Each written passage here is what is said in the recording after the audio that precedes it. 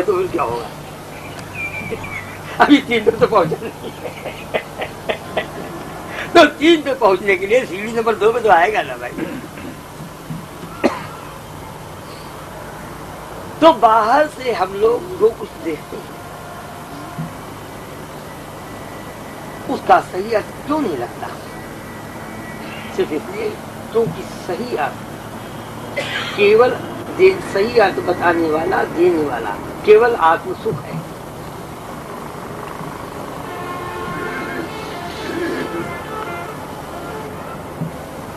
उसका रास्ता ही नहीं मिला, उसकी एजुकेशन के रास्ते समाज में सब बंद हो गए।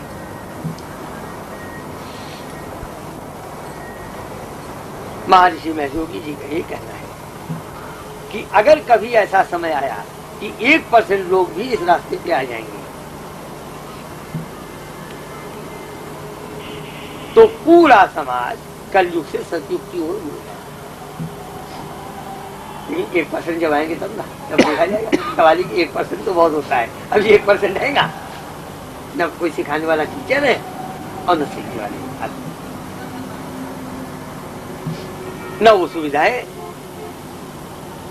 अगर 1% आदमी, अच्छा अब किसी न किसी दिन तो कलयुग से सतयुग की ओर समाज को मुड़ना ही मुड़ रहा है, तब तक आ जाएगा तो आ जाएगा। लेकिन वो जो समाज में बड़ा क्वेश्चन होता है कि भगवान के रास्ते पे इंद्रिय सुख का क्या लेना देना, तो अब मेरी बात समझ रहे हैं ना, ये गलत है। भगवान के रास्ते पे 3 स्टेजेस हैं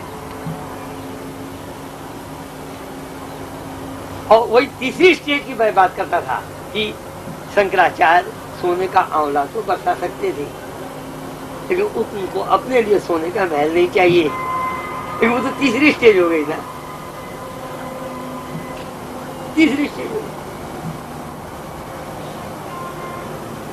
हम अगर हमें पता नहीं, हम केवल अंदाज की बात करें, क्योंकि महर्षि जी का, महर्षि जी का हमारा कुछ संपर्क नहीं है, हम जानते नहीं क्या, लेकिन जैसा लोगों से बताते हैं और उनके बहुत से टीचर्स हमारे संपर्क में हैं, मिलते हैं अक्सर, तो कहते हैं कमरे से बाहर नहीं निकलते, उनसे मुलाकात होना बहुत मुश्किल बात है। ठीक है, तो अब वो तीसरी स्टेज में आए होंगे, लेकिन दूसरी स्टेज में जब थे तब तो इतना बड़ा सब अंबार बन गया। अब वो तीसरी में चले गए तो चले गए। अब उसमें अच्छा, अब ये तो महसूस की बात है, तो क्या सारों के जितने महात्मा बनेंगे सब ऐसे हो जाएंगे? अब परमहंस से जिस दिन पैदा ही हुए तीसरे स्टेज में, शंकराचार्य पैदा हुए थे तीसरी स्टेज, ये माँ को बता दें, तो पहली दूसरी स्टेज में पैदा ही नहीं हुए। महर्षि योगी तो पहली से तीसरी में चले गए तो उनके साथ जो हो गया, लेकिन जो केवल तीसरी स्टेज में पैदा हुआ उसका क्या होगा? पिछले जन्म में तीसरी स्टेज पूरी नहीं हुई, उसका क्या होगा?